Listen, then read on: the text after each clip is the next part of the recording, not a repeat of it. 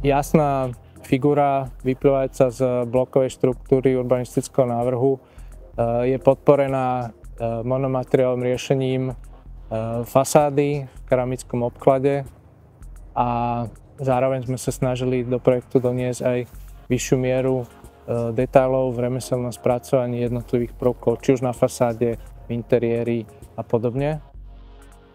Ja to doplním, že je to taký pokus nadviazať na tú kultúru výstavby, bytovej výstavby, možno aj z obdobia takého skorého povojnového, ktoré sa tu v tom západnom Ružinove na tých nivách vlastne nachádza a vlastne sú to tie najlacnejšie vtedy dostupné byty, ktoré sa stávali po vojne, aby nahradili to, čo bolo zničené. A aj tak tam nachádzame takú kvalitu, ktorú dnes veľmi ťažko dosahujeme a o to sme sa tu snažili a poviem, že nebolo to ani úplne jednoduché vlastne dosiahnuť v čase priemyselnej stavebnej výroby tú remeselnú kvalitu. A máme pocit, že na niektorých miestach sa nám to podarilo a snažili sme sa to podporiť aj tým, že sme po relatívne dlhom čase do tejto bytovej výstavby vrátili princíp umeleckej tvorby, že sa tu nachádzajú výtvarné diela aj vo verejnom priestore, na námestí a aj v samotnej bytovke pri vstupoch, kde Veronika Selingerová, keramička z Českej republiky, vytvorila individuálne umelecké diela pre každý vstup, ktoré tak individualizujú pre tých ľudí, kde bývajú a naozaj vytvárajú ten haptický dojem z toho domu, ktorý je veľmi dôležitý. Ten dom mení sa na slnku veľmi pekným spôsobom, bude starnúť pekným spôsobom, funguje na dotyk aj na pohľad.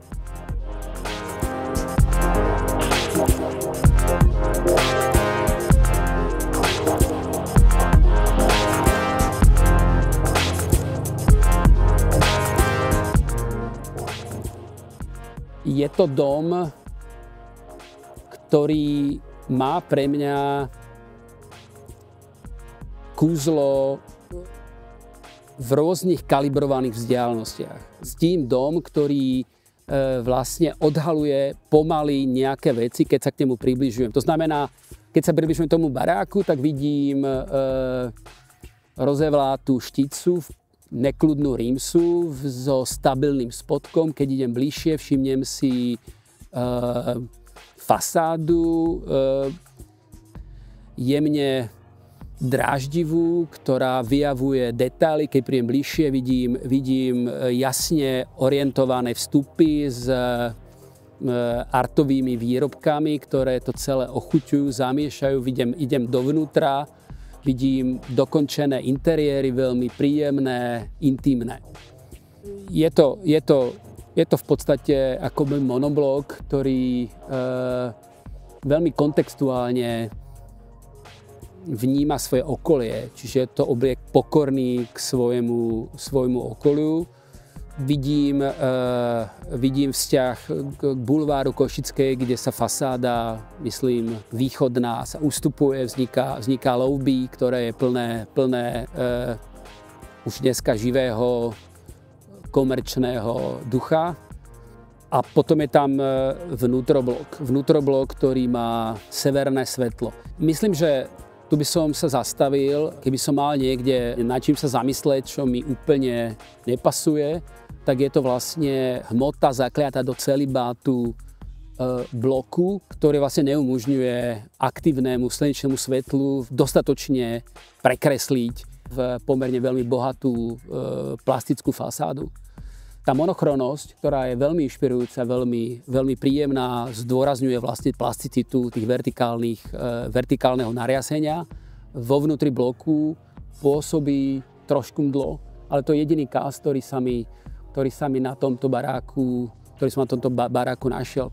Považujem to za veľmi precízne dielo veľmi skúsených architektov, ktorí majú za sebou veľkú skúsenosť.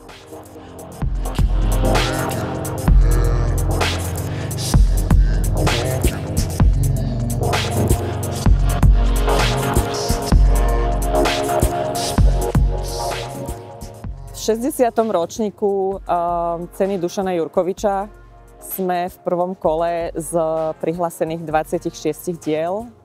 S ostatnými porodcami vybrali do užšieho výberu 6 diel, ktoré sú naozaj rôznorodé, čo sa týka meritka, funkčného využitia programu a naozaj sa veľmi ťažko vyberal víťaz, pretože sú tak rozdielne a myslím si, že každé jedno z týchto diel by si zaslúžilo cenu Dušana Jurkoviča samo o sebe.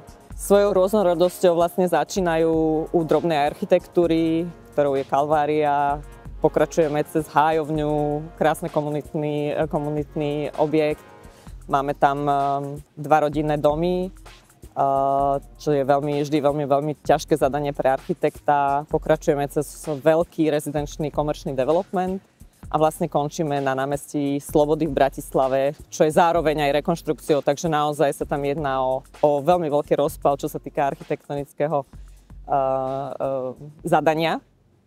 A som veľmi rada, že sú to všetko diela kvalitné, ktoré naozaj budú reprezentovať architektúru po dlhé roky.